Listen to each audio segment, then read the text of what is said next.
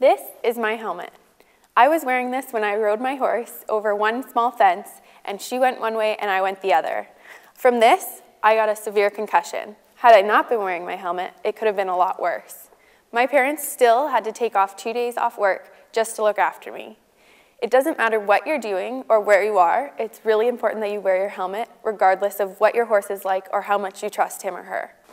Come with me outside and see what would have happened to my head had I not been wearing my helmet. Imagine that this watermelon were my head.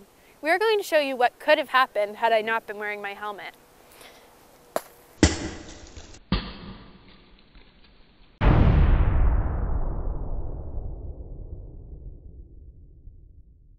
Now let's see the difference with the helmet.